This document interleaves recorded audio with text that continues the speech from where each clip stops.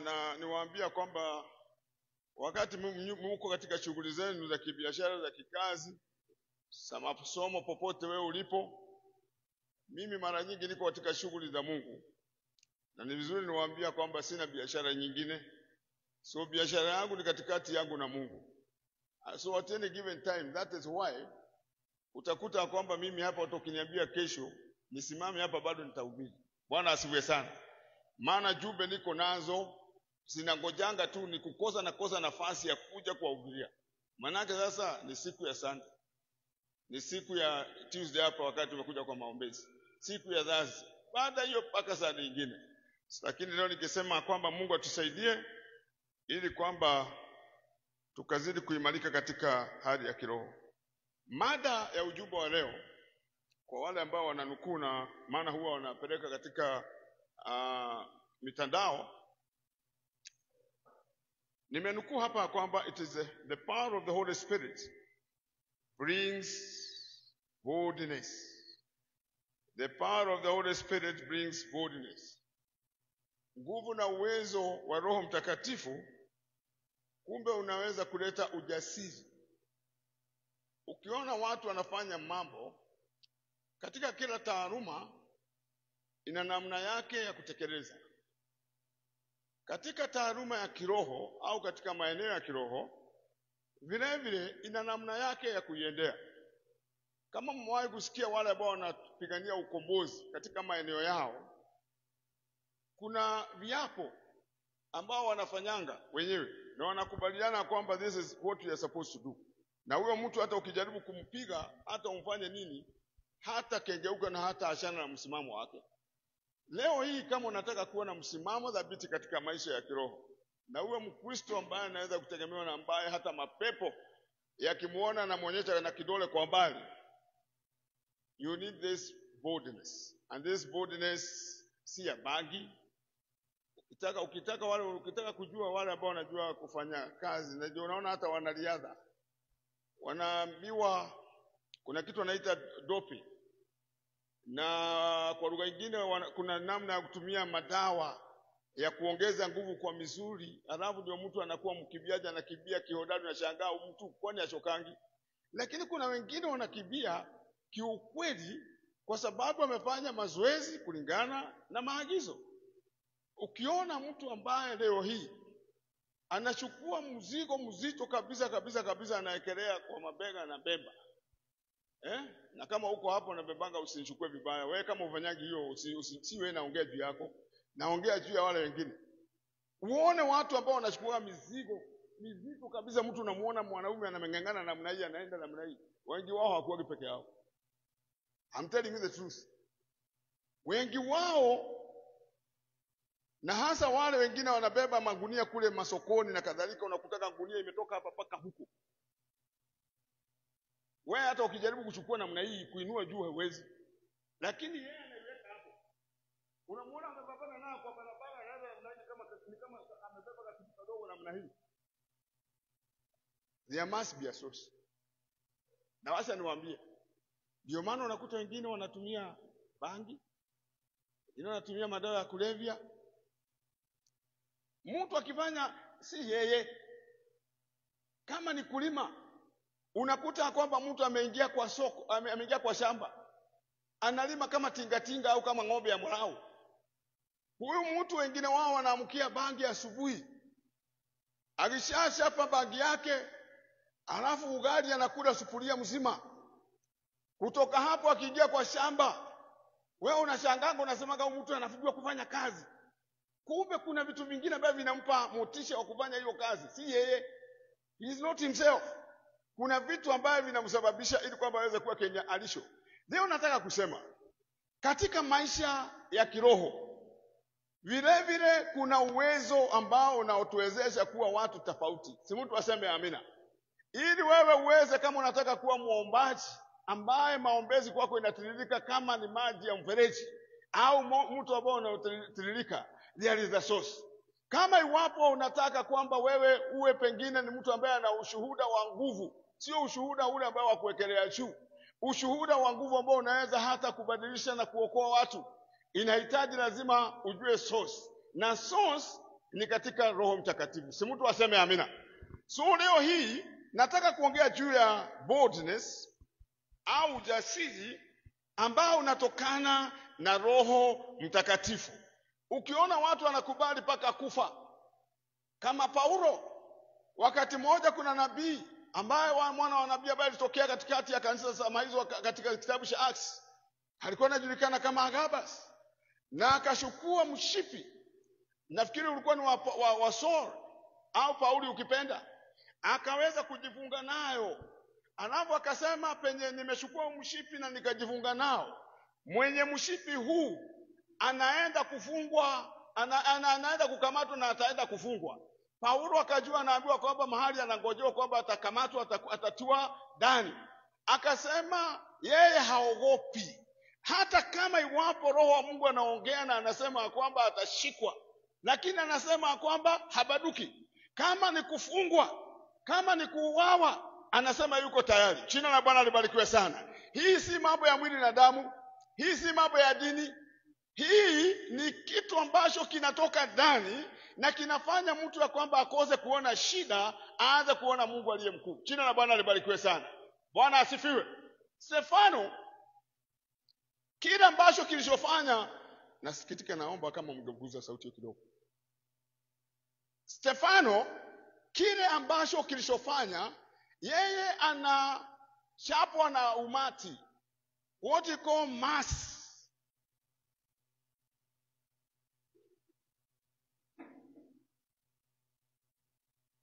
Na watu wamemshambulia, na watu wamemuingilia, na badala yake wakati wamemsharaza wanaanza kumpiga mawe kwa sababu amehubiri injili juu ya ukweli wa mambo na juu ya ukweli wa Mungu. Maandiko inasema ya kwamba hata wakati mawe inamwagia, hata wakati mawe imerudika kwake, aliona mbingu imefunguka, na badala yake akamuona Yesu akiwa amekaa, amesimama katika mkono wa kuume wa Mungu Baba. Jina la Bwana libarikiwe sana. Wakati ambapo watu wamesimamia ujasiri na ushujaa kwa ajili ya ufahamu wa Mungu, hata mbingu inasimama. Wakati ambapo alipoweza kuwa anatandikwa na ako karibu kukata roho, si mtu aseme amina. Maandiko inasema kwamba yeye alimuona mwana wa Mungu amesimama katika mkono wa kuume wa Mungu. In other words, yeye hakuwa anaona shida, hakuwa anaona taabu, hakuwa anaona wenye kumkejeli, hakuwa anaona wenye kumshapa, hakuwa anaona hata hasira iliyokuwa na watu au hamaki iliyokuwa na watu. Let me tell you what happened. The Bible says, alitamuka wakati alipokuwa anaenda kukata roho, Baba wasamehe, maana hawajui watendalo. Mambo kama haiwezi kusemwa na mwanadamu wa kawaida. Tayari Roho wa Mungu alikuwa ndani yake.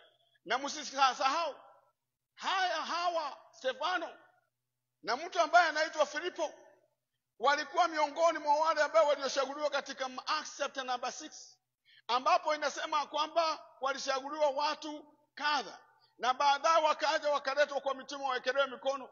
Yeye na Filipo ndio wale ambao walitokezea kama wainjilisti na wakaanza kufanyisha karama, wamewekelewa mikono kufanya kazi ya mezani, lakini badala yake walienda beyond, na wakawa sasa ni wainjilisti wanenaji wakubwa. Na baada ya hiyo, wakati anaposema Baba wasamehe, si mtu aseme amina. Mimi naamini kwamba Yesu, maandiko inasema, na akaona mbingu imefunguka, alafu baada akamuona mwana wa Mungu amesimama katika mkono wa kulia. In other words, alikuwa na mgoja akimwambia kwamba welcome, wewe shujaa ambao umepigana vita, ambao umekubali kuchukua shapa zangu, leo hii na kutambua kama shujaa katika ufahamu wa Mungu. Karibu. Jina la Bwana libarikiwe sana. Bwana asifiwe.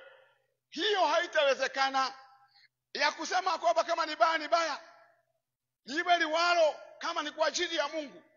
Lakini maandiko inasema katika Petro, tujihadhari, maana kama ikiwa umetenda dhambi, hata mbele za Mungu ungehukumiwa.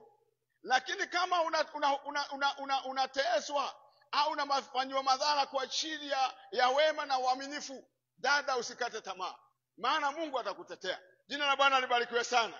Katika Petro chapter, I think the first Peter chapter number 4, inasema kwamba tujifike nila ile ambayo iliyokuwa na Kristo.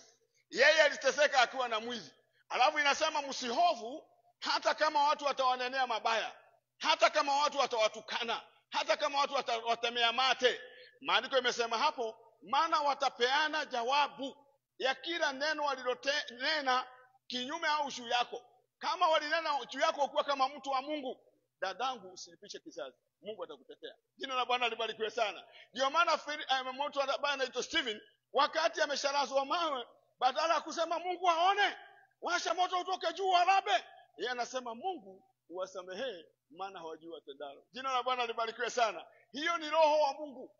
Ujasiri wa Mungu si wa kupiga watu makonde, si wa kupiga watu mangumi, sio wa kutukana, sio wa kuropokwa. Lakini ujasiri wa Mungu ni wa kumtetea Mungu. Si mtu aseme amina.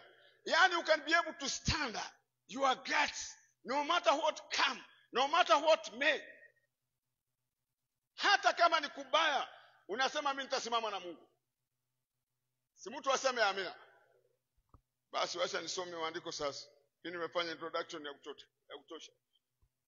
In Acts chapter number 4, verse number 29. Matendo ya Mitume 4:29. Nashukuru kwamba tumepata chombo chetu kimejeshwa. Nashukuru kwa ajili ya Pastor Anthony, maana alishukua majukumu na kwenda kuishughulikia na ikaweza kuwa repaired, na sasa inaweza kwenda kufanya kazi. Jina la Bwana libarikiwe sana. In Acts chapter number 4, verse number 29. Inasema hivi, now Lord, sikiza, hapa ni mahali ambapo kanisa lilikuwa limetishwa. Na imagine baada ya hii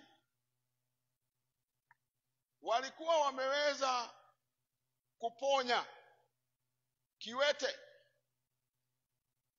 na watu wakashikwa na taharuki. Wale viongozi wa dini wakaanza kukasirika, maana watu wanaanza kushawishika na wataanza kuachana na imani yao na dini yao, na wataanza kumfuata Mungu au watamfuata Kristo.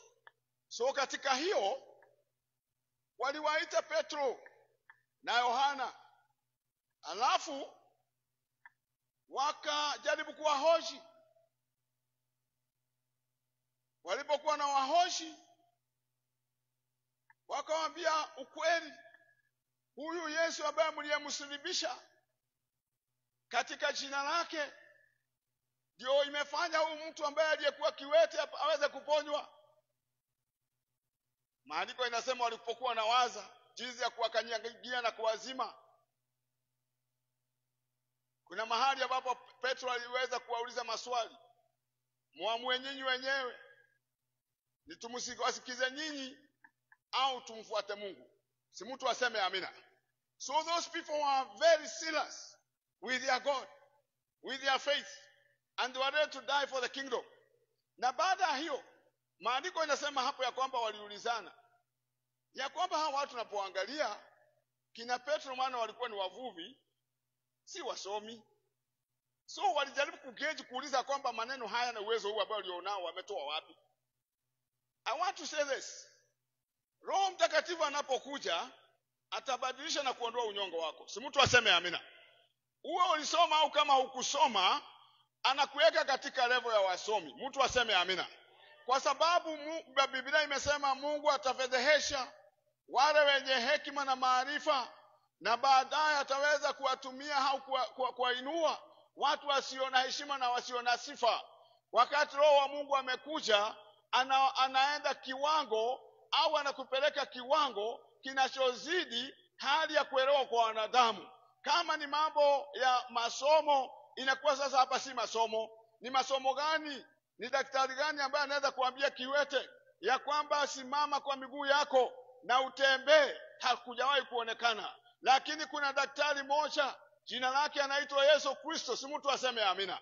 So wewe kama unaenda katika shule yake, hata wewe utahitimu, utazidi hata madaktari ambao wanazidi kwa kizungukana na watu. Maana unaposema kwamba unaekelea mtu mkono na unasema kwamba unataka huyu mtu apone, haleluya, jina la Bwana libarikiwe. Watu wataanza kuulizana kama walivyoulizana, hawa watu si wasomi, lakini kitendo walichokitenda ni dhahiri, kinaonekana. Hakuna mtu ambaye anaweza dispute. Leo nataka kusema wakati Roho wa Mungu anatenda kazi, hakuna mtu atakayeweza kusimama kinyume chako. Hakuna mtu ambaye anaweza bishana na wewe. Maana yake at the end of the day Mungu atakupa hekima na maarifa kuzidi kujua kwa wanadamu. Na mahali pengine Yesu akasema, baada ya mimi kuondoka, mtashikwa na mtatiwa katika mikono ya watu wa dini na watu wenye sheria, lakini mtakako kwenda mbele zao msihofu. Maana Roho atawaambia Kenya mtafanya. Jina la Bwana libarikiwe sana. The Holy Spirit will come and become your counselor, your advocate, your instructor, your comforter. Na ukisema kuna mshangao. Manake utasema si wewe, lakini Roho wa Bwana atakupa jibu. Si mtu aseme amina. Jina la Bwana libarikiwe sana. Kwa hivyo wakati ambapo wewe kama muamini, kama unataka uishi maisha ya hofu na uoga, tamani Roho Mtakatifu akujaze. Jina la Bwana libarikiwe sana.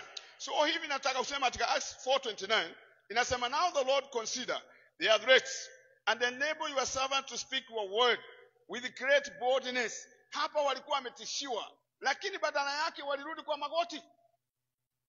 They went to seek support from God, the author and the perfecter of their faith. Wao walijua kiini ya imani yao na ile injili ambayo wanahubiri, na hivyo wakasema, Mungu, haturudi nyuma. Kenya tunaomba ni ututie nguvu tukasane mpaka mwisho. Si mtu aseme amina. So hata wakati ambapo umesikia ni kama kwamba mambo yamekuja kiwango ya kwamba inakufinya, karibu hata ukate tamaa, na kuahidi kwamba usikate tamaa. Rudi kwa magoti, mtafute Mungu. Mwambie Mungu kwamba akuongoze. Mwambie Mungu akupe nguvu. Na nataka nikwambia kwamba utastahimili na utashinda, na mwisho wa ajabu utasimama kama ushuhuda. Si mtu aseme amina. Jina la Bwana libarikiwe sana. So I like this. Now Lord, sikiza, wanaongea na Mungu, ni maombi sasa, wako kwa dua. Sasa Mungu, hata wanunguniki, consider their threats and enable your servants to speak your word with great boldness. Hii inanionyesha hata mambo ya kina Tobias na Sanballat wakati wa Nehemia. Ametupa vitisho. Nehemia naye pia alifanya hivyo. Wapendwa, kama tunataka ukuta ujengeke, kama tunataka jambo lionekane, lazima tujue namna ya kumtafuta Mungu. Jina la Bwana libarikiwe sana. Jina la Bwana libarikiwe. Ya thank God, maana mmewekewa huko juu. Basi sasa Bwana, viangalie vitisho vyao, ukawajalie watumwa wako kunena neno lako kwa ujasiri wote. This strength, this boldness, this figure comes only from the Lord. Ni Mungu tu peke yake ambaye anaweza kusaidia kusimama na kusema la mahali pa la, na mahali pa ndio kusema ndio. Si mtu aseme amina. Jina la Bwana libarikiwe sana. Verse number 30 of the same Acts chapter number 4. Sikia ni maombi bado wanaomba. Aya 30 Acts chapter number 4. Stretch out your hand to heal. Wanasema ili kwamba idhibitike ya kwamba wewe ni Mungu na uko pamoja nasi. Hii inaiona kama maombi ya Elijah alipokuwa kule katika mlima wa Karmeli. Ndio maana maandiko inasema, and those signs shall follow them that believe. Miujiza itadeki tu kiholela holela. A miracle will just happen because God wants actually to confirm and prove that he is God, not just ordinary things that are happening. Leo hii wakati Mungu anapotaka kujidhibitisha katika mambo, ni kwamba anataka kuyeusha moyo wa mtu ambaye ni mgumu, mtu ambaye ni mkatili, mtu ambaye anapinga injili. Mungu atatenda muujiza ili huyu mtu atoke katika maeneo yake, ashuke chini akilala kivulivuli akimulilia Mungu. Jina la Bwana libarikiwe sana. Because when God comes, mambo lazima yabadilike. Lazima mambo yabadilike. So hapa wanasema verse number 30, so ilishasema, ukinyosha mkono wako kuponya, ishara na maajabu vifanyike kwa jina la mtumishi wako mtakatifu Yesu. When you preach about Jesus, hii jina ina uwezo, hii jina ina mamlaka, hii jina inaweza kuponya. Katika hili jina mapepo yanatoroka, si mtu aseme amina. Katika hili jina magonjwa yanaponywa, katika hili jina watu wanainuliwa, katika hili jina watu wanatiwa nguvu. Miracles just happen. Wacha ile ambayo ni tunaita nini? Fake. Au kipenda gushi. Miujiza ingine kama si ya Kristo ni gushi. In fact ni ya kufumbaza watu macho. Lakini kama Mungu akitenda kitendo leo hii, kiwete kama huwa aliyeponywa na ametembea, sasa ni ishara kusema kwamba mtu hawezi kubishana. Anaweza bishana kwa nguvu, na hata akibishana hataweza. Si mtu aseme amina. Maana ukweli utajitetea mwenyewe. Ukweli utajitetea mwenyewe. Wakati watu wanaposema la, wanaposema ni uongo, wanaposema hapa haiwezekani, Mungu anatenda ili watu wabaki wakuwa waongo na yeye abaki wakuwa kweli. Jina la Bwana libarikiwe sana. So in verse number 30, stretch out your hand to heal and perform miraculous signs and wonders through the name of your holy servant Jesus. Verse number 31. Aya 31. After they prayed, skiza, nguvu ya maombi. After they prayed, the place where they were meeting was shaken, and they were all filled with the Holy Spirit and spoke the word of God boldly. Skiza, hapa maneno ambayo ni ya muhimu zaidi kuelewa ni ya kwamba hata walipokwisha kumuomba Mungu, mahali pale walipokusanyika pakatikizwa, wote wakajawa Roho Mtakatifu, wakanena neno la Mungu kwa ujasiri. Source ya source ya boldness ni Roho Mtakatifu. So hawa watu walipoomba, Mungu aliashiria Roho wake ili kwamba watumie katika njia tofauti. Wana ambao wanaendesha gari au wapepe wana mitokaa, gari inaingia aina mingi. Naweza kuwa na either gear number 1, number 2, number 3.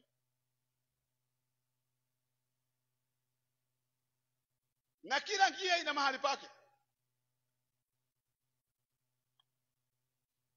Sisi kuokoka tumeokoka, lakini tunahitaji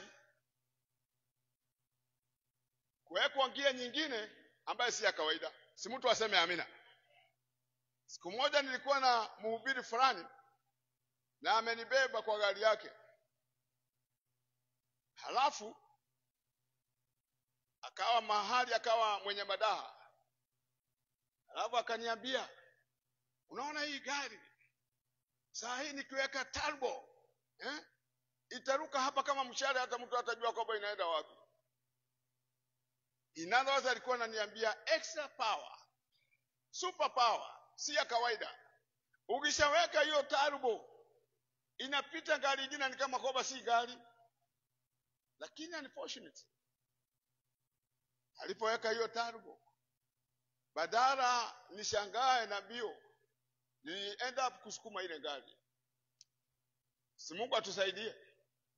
Niliumia, hiyo gari ni mzito, Subaru, na ilikuwa imewekwa turbo ndio nishangazwa kwamba inaweza kushtuka hapa na iende mpaka mimi nishangae. Lakini nataka kusema leo kama Roho Mtakatifu akishuka na aanze kukuongoza kukutawala, lazima utashinda mambo ambayo pengine yamekuwa pingamizi. Si mtu aseme amina. Na mambo yale ambayo yamekukulemea, utasema kwamba kwa Mungu yote yanawezekana. When the Bible says obedient, wanapoomba kwamba Mungu fanya ishara na miujiza katika jina la mtumishi wako Yesu. Inazoza alikuwa anasema kwamba Mungu, sisi hatuwezi. Na wanapotutazama wanatuona tu kama wanadamu wa kawaida. Lakini wacha Roho wako aje ajidhihirishe. Haleluya. Bwana asifiwe sana. Bwana asifiwe. Na Roho wakati aliposhuka, mmesikia kishindo ambacho kiliweza kutokea pale. Maandiko yanasema hata walipokwisha kumuomba Mungu, mahali pale walipokusanyika pakatikizwa. wote wakajaa Roho Mtakatifu. That is the key. Wote wakajaa Roho Mtakatifu, si wengine. Wote wakajaa Roho Mtakatifu, wakanena neno la Mungu kwa ujasiri. Kama tunataka tuwe wanenaji ambao tunaweza kunena juu ya Mungu kwa ujasiri, we need to know the source, and the source is the Holy Spirit. When that power comes, inakufanya wewe si wa kawaida tena. Si mtu aseme amina. Bwana Yesu asifiwe. Siku moja nilikuwa nahubiri mahali, wakati nimeokoka kitu, nilikuwa mchanga wa kiroho, kijana barubaru. Halafu tukaenda na wengine kanisa, wakati walikuwa shanga watu wachache tu, na tulikuwa moto kweli. Tumetoka tumeenda kwa soko na tumeingia hapo tunahubiri.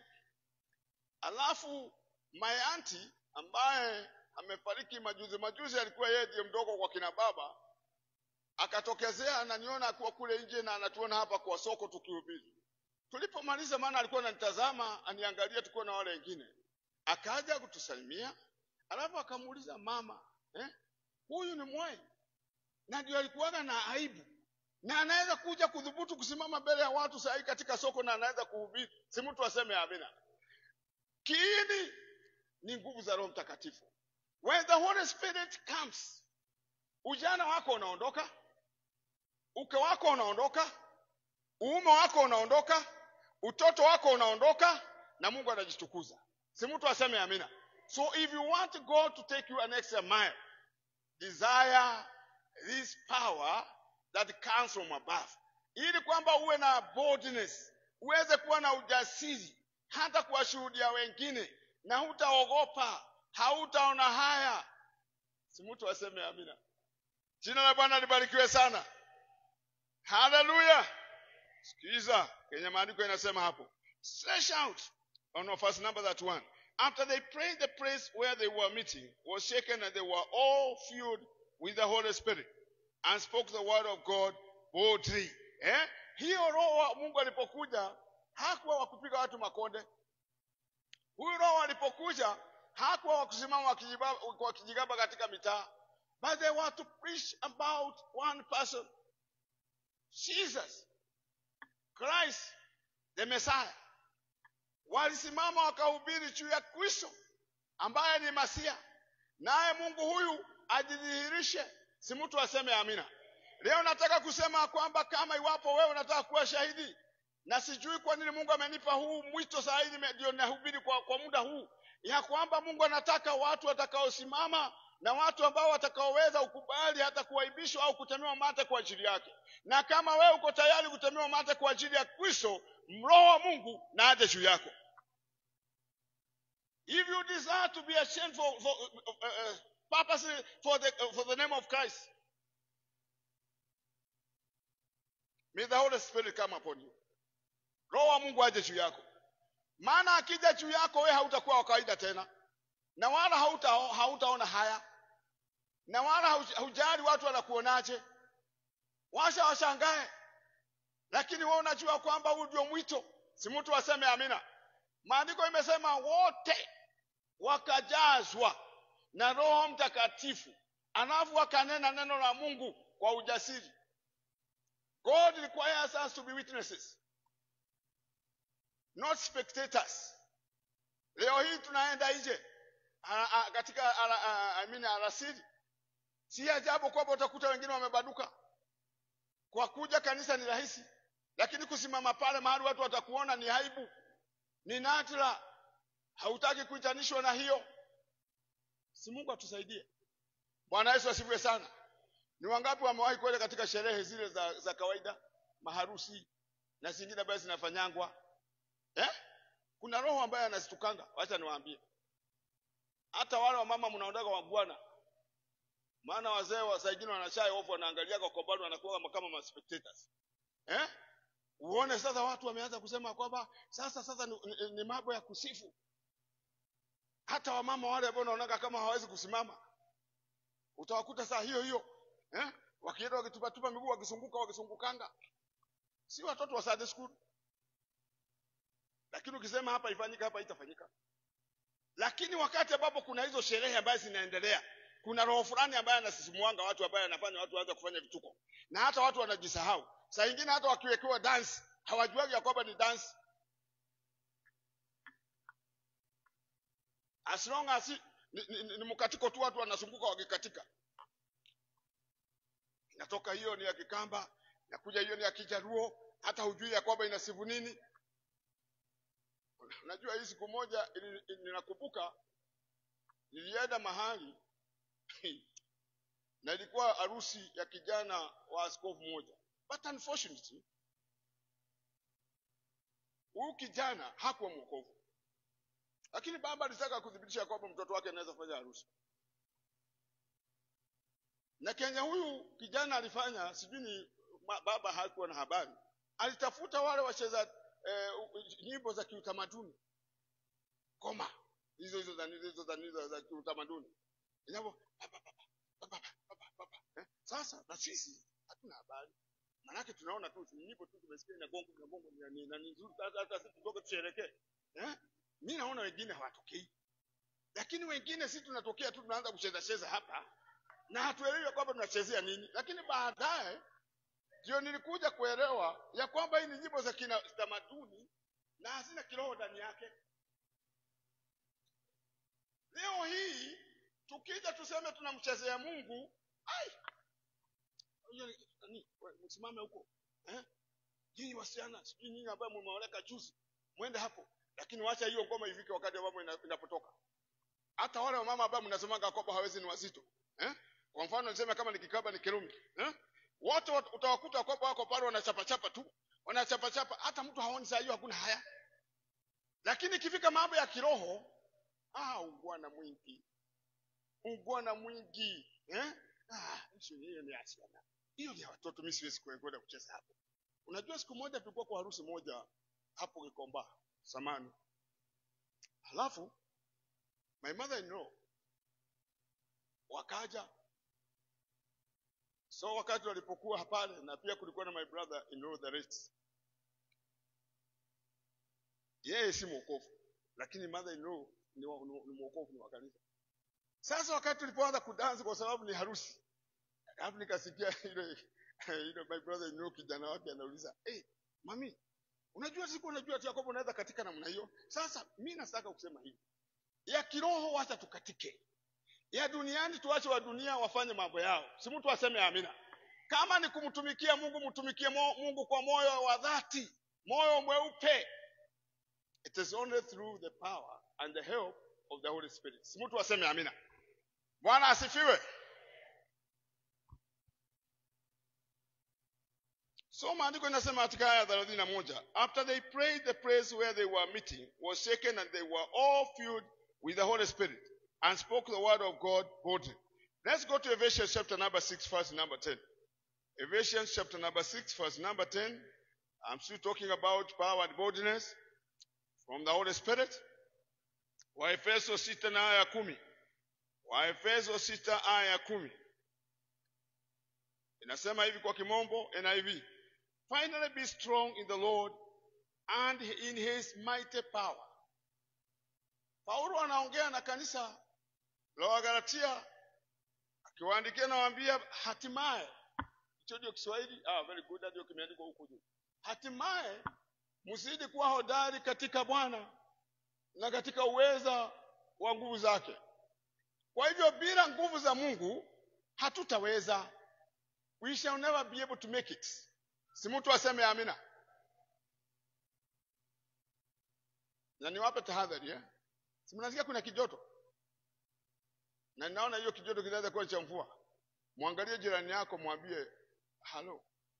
Bado ni mchana." Bado ni mchana. Manake anaweza tembelewa akaambiwa, "Unajua, penye unaona za mawingu yameweza kuja kama inafunika, usiku unaingia." Na usiku bado. Jina la Bwana libarikiwe sana.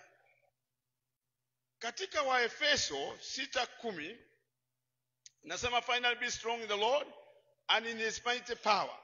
In verse number 11, put on the full armor of God so that you can take your stand against the devil's schemes. Jambo ya kwanza lazima tupokee nguvu. Hatimaye muwe hodari katika nguvu zake, si nguvu zako, sio jitihada yako, lakini katika nguvu za Roho Mtakatifu. In verse number 11, put on the full armor of God so that you can take your stand against the devil's schemes. Chukua silaha zote, vaeni silaha zote za Mungu mpate kuweza kuzipinga hila za shetani. Kwa hivyo kwa lugha nyingine, kama tunahamasishwa kwamba tuko vitani, tusisahau ya kwamba kuna mambo ambayo tunababana nayo. So hapa I like this penye inavyosema put on the full armor of God so that you can take your stand against the devil's schemes. And then in verse number 12, for our struggle is not against flesh and blood. Hapa tunapewa tafsiri. Vita vyetu au kumenyana kwetu si katika mwili na damu. In other words, hatupigani na watu, tunakuja kubabana na mtu mnaanza kujibishana, kutukanana. Ndio maana wakati Stefano alipokuwa na sharazo mawe, yeye hakuona watu, aliona ujinga na akaona kutokuelewa, na badala yake alimuomba Mungu, akamwambia Mungu asamehe, maana hawajui wafanyaro. In other words, alikuwa macho yake ya kiroho au elio zake za kiroho zilikuwa juu. Hakuweza kukubali kuwa confused, kuona watu wa mwili na damu, lakini aliona shetani akija kutumia watu kwa sababu ya kutokujua. So leo nataka kusema the Bible pushes, kwa maana kushindana kwetu sisi si juu ya damu na nyama, bali ni juu ya falme na mamlaka, juu ya wakuu wa giza hili, juu ya majeshi ya pepo wabaya katika ulimwengu wa roho. Si mtu aseme amina. Kwa hivyo katika hii vita hautaweza kumenyana nao kama we mwenyewe hujafikwa hii uwezo au hujapokea hii kibali ambayo kinatokana na Roho Mtakatifu, ili uweze kukabiliana na hizi pingamizi. Na ndio hiyo inapatikana katika aya 12, for our struggle is not against flesh and blood, but against the rulers, against the authorities, against the powers of this dark world, and against the spiritual forces of evil in the heavenly realms. And then verse number 13, therefore put on the full armor of God, mukachukue silaha zote, so that when the day of evil comes, you may be able to stand your ground, after you have done everything to stand. Kama ikiwa wewe unajua umedhibitika katika mambo haya, basi imarika na usimame imara, uwe tayari, kwa sababu kama umeshapokea hiyo uwezo, dadangu, huna haja ya kuhofu au kuogopa. In verse number 16, in addition to all this, take up the shield of faith. Kumbe bila imani mambo mengine haiwezekani. The shield of faith. Kumbe imani ni kigao ambayo kinaweza kukulinda hata wakati ambapo kuna mambo ya dhoruba, with which you can extinguish all the flaming arrows of the evil one. I like that. Nasema zaidi ya yote, mkitoa gao ya imani, ambayo kwa hiyo mtaweza kuizima mishale yote yenye moto ya yule muovu. Leo nataka kusema kiini ya kuweza kustahimili na kushinda mambo haya yote, maana tuko katika vitani. Wapenzi, lazima tujihani, lazima tuweze kuelewa ni sana gani za vita au za kiroho ambayo tunastahili kutumia, maana kila vita ina namna yake. Wakati ambapo unaposikia watu wanapigana kwa anga, ni maana wanajua kwamba hiyo vita inatakana ipiganwe kwa anga. Wewe unangoja adui akuja kwa ground, lakini yeye anapita juu, anakuangushia kopora. Leo nataka kuamini we can be able to attack and destabilize the very schemes of the devil. Tunaweza kuangamiza na kuharibu hila zote za giza, wakati ambapo shetani kabla hajakabiliana na wewe, tayari wewe mwenyewe umekabiliana na yeye. Si mtu aseme amina. Bwana asifiwe. Wazo ya kwanza ni lazima ujue kwamba kuna adui. You must acknowledge that you have got a real enemy. Na tumeelezwa maadui wetu wako maeneo gani.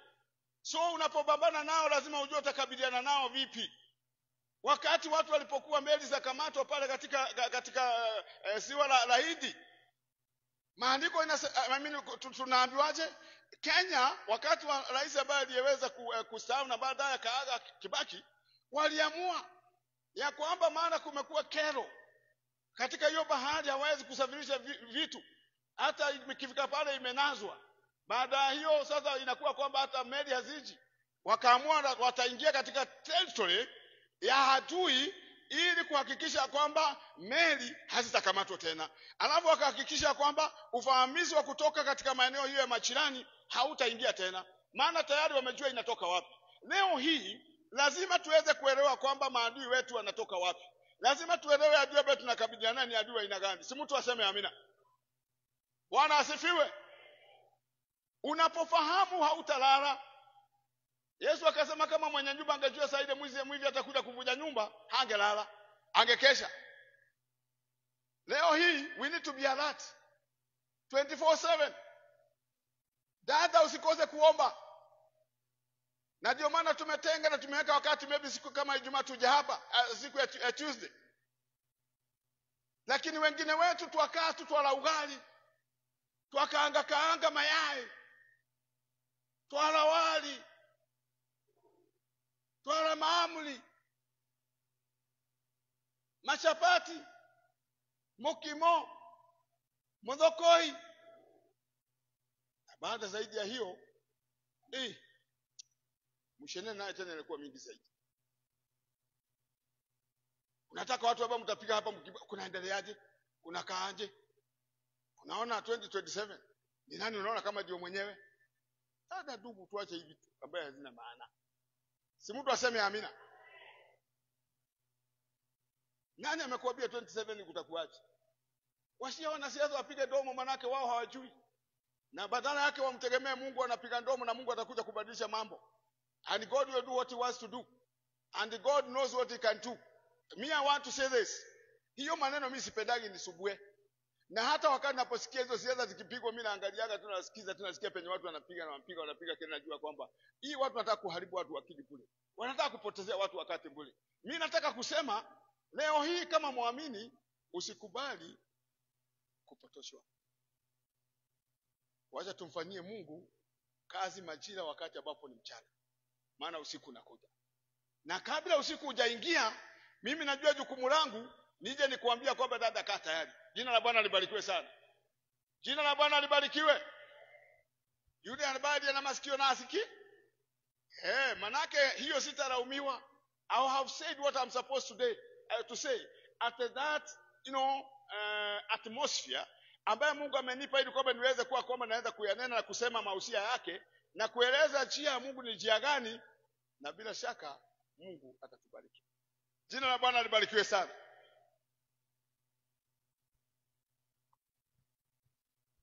So katika aya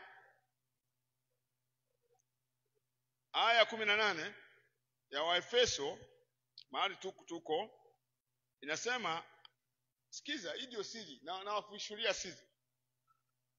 Aya 18. And pray in the Spirit on all occasions. Askari hata kama hakuna vita, utakuta wanabebwa na maroli, wanatolewa kwenye kampi, wanapelekwa msituni. Kenya wanafanya, wanaenda kuassume ni kama kwamba wanakabiliana na adui, na hakuna adui. Wanakaa huko wiki mzima au mwezi, baadaye tena wanarudishwa na maroli, tena wanarudishwa kwenye kampi. They are ready for any eventuality. In other words, adui aje wakati wote, kama atakuja wako set. Si mtu aseme amina. In other words, nasema hivi, wapendwa, usiombe tu kwa sababu ya kwamba kuna mambo yamekusukuma. Usiombe tu kwa sababu wewe umetishiwa. Usiombe tu kwa sababu wewe ni mgonjwa. Usiombe kwa sababu umeishiwa. Si mtu aseme amina. Usiombe tu kwa sababu umekosa ajira. Usiombe kwa sababu umetishiwa katika hali ya kufukuzwa kwa nyumba. Lakini kama unaomba kila siku, haya yote Mungu atakuepusha nayo. Si mtu aseme amina. Si mtu aseme amina. Allah anasemaje hapo? Ilikuwa aya 18. And pray in the Spirit on all occasions with all kinds of prayers. Maombi ya kila aina. Maombi si moja. Maombi ya kila aina. And requests. Maombezi.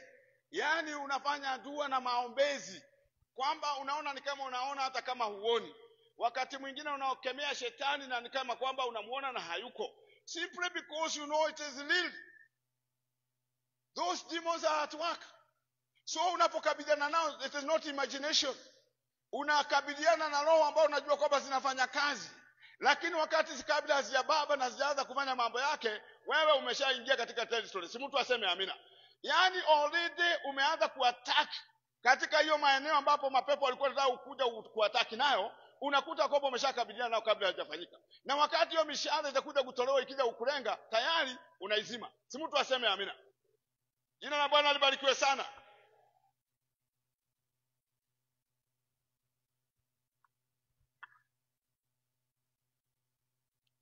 Sikiza hapo, kimalizika nasema with this in mind. Katika nia hii au katika wazo inasemaje Kiswahili? Verse number 18 hapo B. With this in mind, be alert and always keep on praying for all the saints. With this in mind. Yaani katika mawazo ya Kiswahili kinasemaje pale? Mkikesha kwa jambo hilo na kudumu katika kuwaombea watakatifu wote. Kukesha inamaanisha nini? Inamaanisha kwamba you are always alert. Dadangu, hakuna wakati una assume. Na niwaulize swali. Kuna wakati mmoja unalanga unaacha mlango wako ukiwa wazi. Kama unaachaga yako ukiwa wazi, wewe una imani kubwa. Si tuonyeshe na mkono. Na tutashukuru Mungu kusema kwamba hapa kuna dada au ndugu mmoja ambaye ana ujasiri mkubwa kwake afungaga mlango anakaanga hivyo. Si tuambie, tuonyeshe kama huko. Kitu ya kwanza kabla hujalala, na saa nyingine hata hujalala, umeshaingia tu kwa nyumba, ukishaingia tu na assume kunaweza tokezea mtu yote au jitu lolote ambaye hujui limetoka wapi. Mara moja nataka kuhakikisha kama mlango umefunga, ndio sasa uendelee na mambo yako. Lakini kabla hujafunga mlango, you will never go to sleep. Si mtu aseme amina. Kenye kinakupa ujasiri kidogo ni kwamba tunasema nimefunga mlango. Na si mnajua kana gogango na teke. Kama ni abao.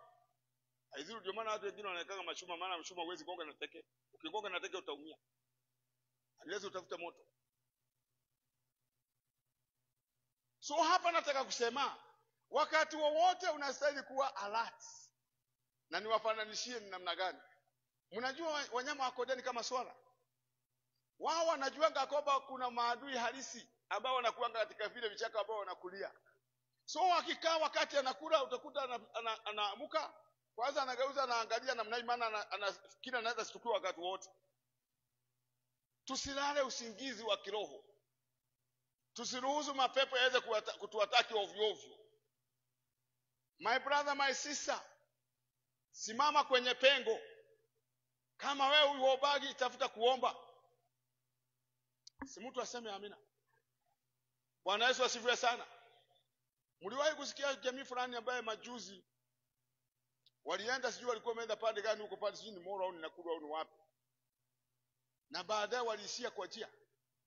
Mliwahi kusikia hiyo kitu? A whole family wale walikuwa na siku hapa Mlanga.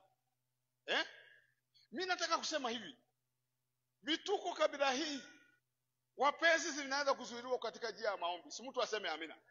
Because when you know how to intercede. Maana maandiko yamesema mfanye maombi ya kila aina. Kwa lugha nyingine, it is like you do what we call ambush.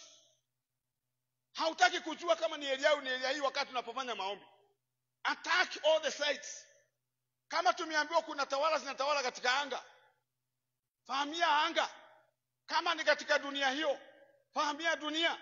Si mtu aseme amina. Bwana Yesu asifiwe sana. Wacha niwaambie kitu, a very practical one. Mtu ambaye huwa anashare naye pengine ni Pastor Anthony. Hii gari yangu wakati mwingine imekuwa inasusha mara kwa mara. But there is only one thing that I would like to thank God for. Siku moja nilitoka hapa kwa kanisa. Tumetoka, sijui kulikuwa ni either kama ilikuwa Thursday au ilikuwa Tuesday, I can't remember. Nimetoa gari hapa vizuri. Uingia pale Total hapa karibu Eagle. Naingia hapo ninakunywa mafuta niweze kubaduka kunielekea nyumbani. Kujaribu kuacha gari imegoma. Inaguruma lakini nasikia steering haifanyi kazi. Kajiuliza kwa nini haiko kuhamia mahali ilipokuwa kule Tanzania hapa kwa barabara inaenda bila kuhamia kwa sisi. Majuzi again nilikuwa nasindikisha my daughter. Nimekuja, nachukua my grandson wanataka waende nao kwao. Kutoka tu kwa nyumba, ninafika kwa petrol station tena, ninakunywa mafuta ndio niwasindikize niwapeleke. Kama penye nilivyofanya ikagoma. Kwa petrol station. Moyoni mwangu nikasema Mungu ananipenda. Kwa sababu hii kitu haisushi nikiwa katikati mahali ambapo pengine itaniletea shida. Imesusha wakati ambapo kunaweza patikana msaada. Si mtu aseme amina. Wacha niwaambie ni vizuri kwa waombezi maana hujui wakati ambapo adui anaweza kuwataka. Iwe wakati wa asubuhi fanya dua zako. Iwe wakati wa mchana kama una nafasi fanya dua. Na uwaombee by the way maandiko imesema vizuri imesema sikiza. Kwa sala zote na maombi mkisali kila wakati katika roho. Haisemi mara nyingine kila wakati katika roho. Alafu nasema mkikesha kwa jambo hilo na kudumu katika kuwaombea watakatifu wote. So kama wewe huna shida, si uweze kumwendea Mungu na utaje majina ya watu. Si mtu aseme amina. Juzi wakati tulipokuwa kesha hapa nakumbuka tukimalizia, I happened just to remember na nikawaambia wale walikuwa wanaongoza ya kwamba by the way nimesikia kitu kimenisunguzia. Tuombee wagonjwa na wale ambao wasikii vizuri. Nikasema maana maandiko inasema kwamba maana sisi pia tuna miili ambayo inaweza kugojeka au kutezeka kama yao. So kwa lugha nyingine, if you are comfortable, if you are doing well, usirelax. Unaweza tajirisha mwingine. Si mtu aseme amina.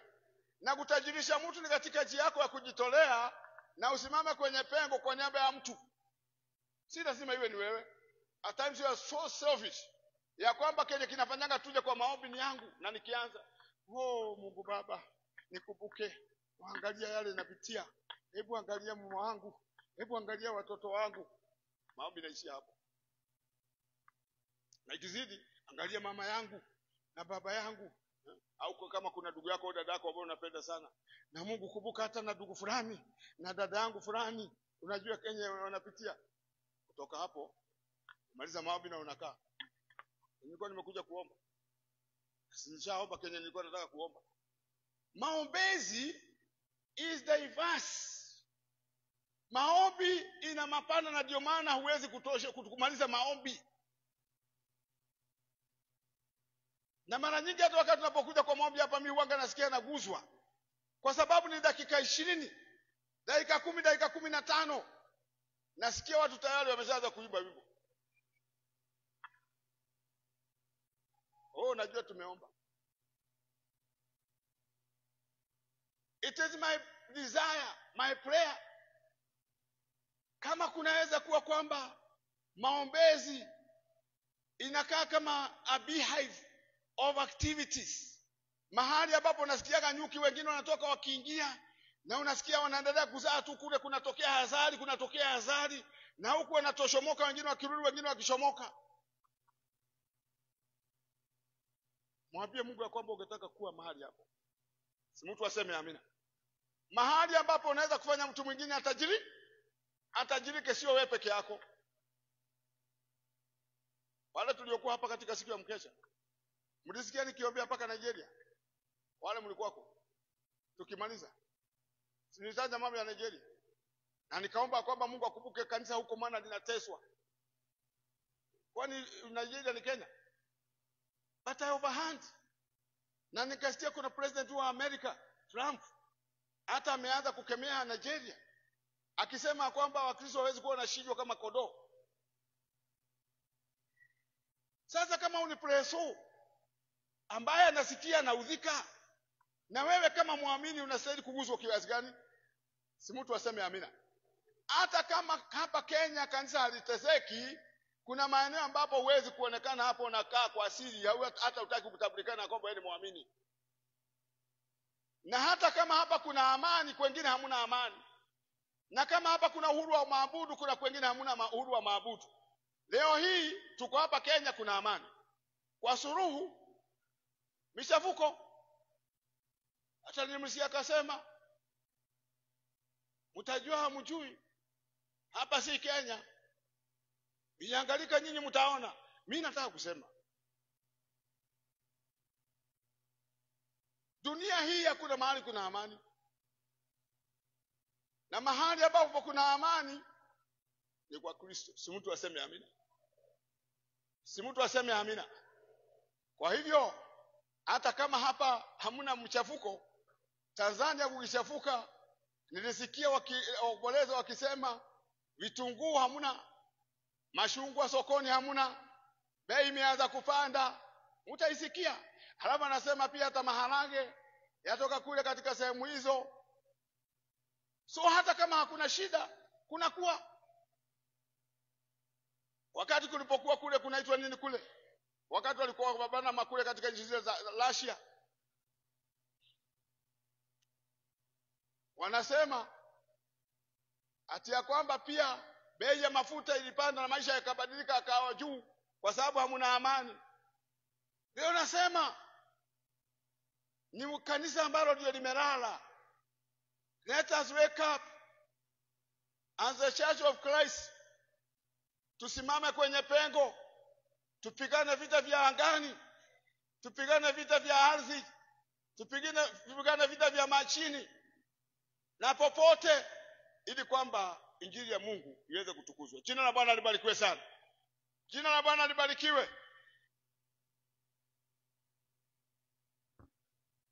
Sasa ingine kuja hapa kuhubiri, naona kama ni revival nafanya. Hebu niweze kufika katika sehemu fulani ndio niweze kukoma. Katika Colossians chapter number 1 verse number 10. Colossians 1 verse number 10. Bado nasisitiza namna ya alertness katika hali ya Ukristo na kiroho. Kolosai 1:10. And we pray this in order that you may live a life worthy of the Lord, and may please him in every way, bearing fruit in every good work, growing in the knowledge of God. Swahili kinasemaje pale? Mwenende kama ulivyo wajibu wenu kwa Bwana, mkimpendeza kabisa, mkizaa matunda kwa kila kazi njema, na kuzidi katika maarifa ya Mungu. I like this. Paulo alikuwa na mafumbo mengine mazito ya kiroho. Katika Wakolosai 1:10, maana hizo zote nyaraka zake, anasema he pray this in order that you may live a life worthy of the Lord, and may please him in every way, bearing fruit in every good work, growing in the knowledge of God. Kumbe lazima tukue katika njia zote, diverse in a diversity way. Si katika njia moja tu, tunahitaji kukua katika njia zote kama wa kiroho, ili kwamba tuweze kukabiliana na yale Mungu angetaka tukabiliana kufikia viwango na malengo ya yule aliyetuita. Aya 11 verse number 11, being strengthened, bado naongea mambo ya nguvu, being strengthened with all power according to his glorious might, so that you may have great endurance and patience and joy free. Aya 11 inasema nini hapo? Mkiwezeshwa kwa uweza wote kwa kadri ya nguvu ya utukufu wake, mpate kuwa na subira ya kila namna na uvumilivu pamoja na furaha.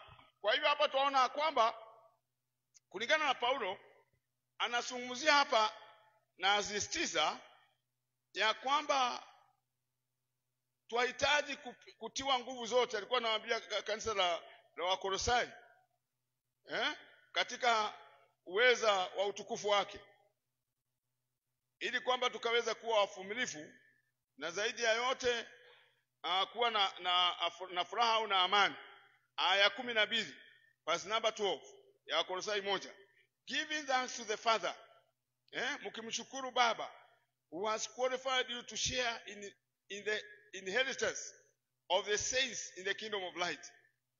Mkimshukuru Baba ambaye ameweza kuwawezesha kuhitimu, kuweza kushiriki katika urithi wa watakatifu katika mwanga wa ufalme wake.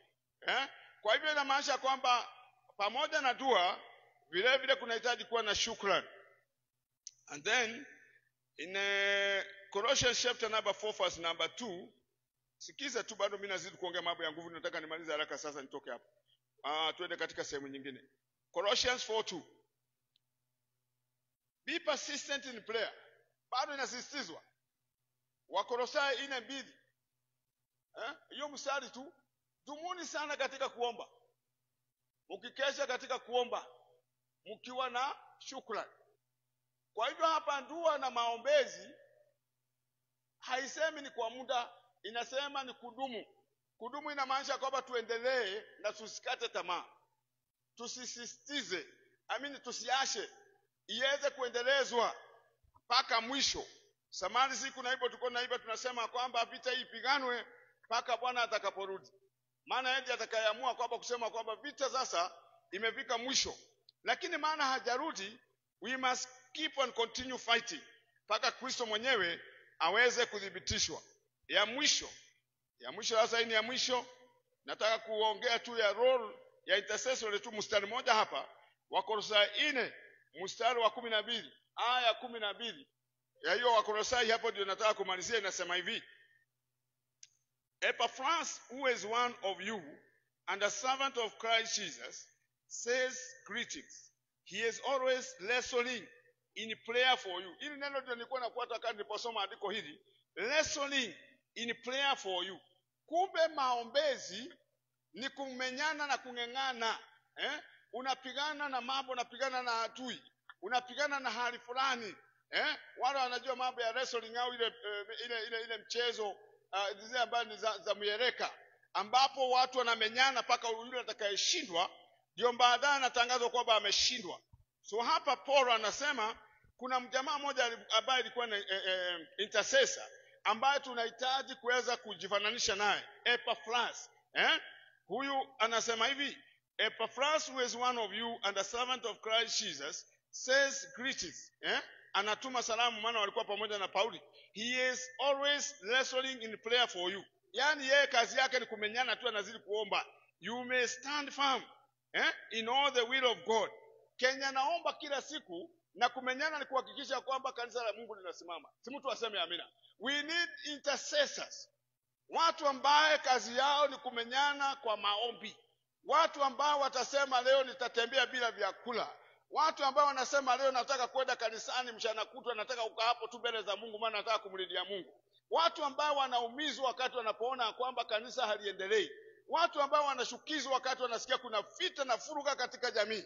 Maana si kwamba unaenda waombezi hawa.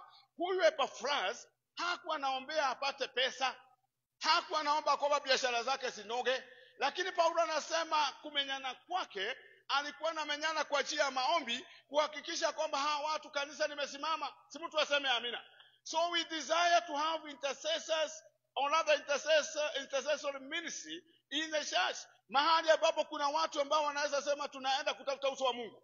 Leo tunasimama kwenye pengo, ninapitia hapo lisali moja, ningetaka mchana wa leo sikuzi kitu, nimekunywa chai, nataka niende pale katika maabudu, nisije tu hapo mbele ya Mungu nikimulilia Mungu, maana mambo haya na haya yananiuzi.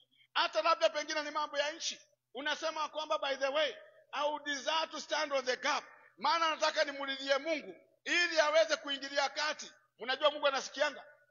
Jina la Bwana libarikiwe sana. Paulo anataka kutuambia Mungu anasikianga na maombi inafanyanga kazi. Kuna wengine ambao wanafurahikia maisha kwa sababu ya wengine wanaojinyima. Kuna wengine ambao wanaona mambo yao yafanikiwa kwa sababu kuna mtu mwingine ambaye alikaa mchana kutwa au alikuja hapa mkesha ili alilie Mungu. At any given time, if you can be able to spend time for the sake of others, not you. Si mara nyingi tunafanyanga hivyo wakati mimi nimefinywa. Penye nimeona watoto wangu, penye nimeona mume wangu, penye nimeona mke wangu, penye nimeona baba yangu na mama wanapelekana, penye nimeona biashara. Saa hiyo napewa msukumo wa kwenda kuomba. Wacha niwaambie, it is by faith you face your enemy, you combat your enemy. unababana. Hapa maandiko tunasikia Epafras alikuwa anamenyana na maadui na shida na matatizo na unyonge wa kiroho katika njia ya maombezi. So leo hii ni maombi yangu na ni dua yangu, wapenzi, tuwe na watu ambao watakaokuwa mahali wakimulilia Mungu, people who stand on the gap. Unajua mimi hata hiyo kesha, maana walisema twende, na nimeona kwamba hata wengine hawakukuja. Sasa mimi hata hiyo siku nyingine sitakuja. Kwani ulikuwa unakuja kufurahisha nani? Ulikuwa unataka kuona nani? Ulikuwa unataka uonwe na nani?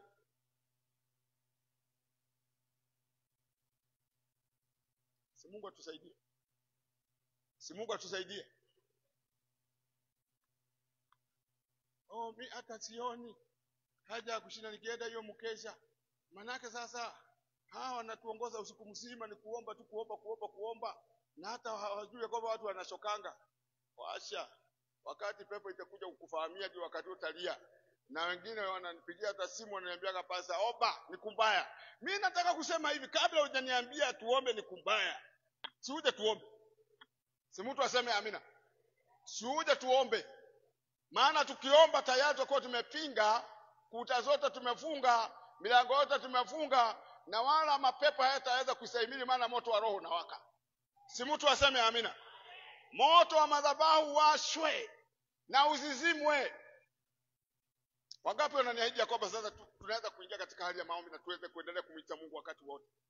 If you are there, you have heard the call. Kama hujasikia usinywe mkono. Wangapi wamesikia kwamba ni kweli tunahitaji kumtafuta Mungu na kumuita Mungu? Amina. Jina la Bwana libarikiwe sana. Wacha niwaambie.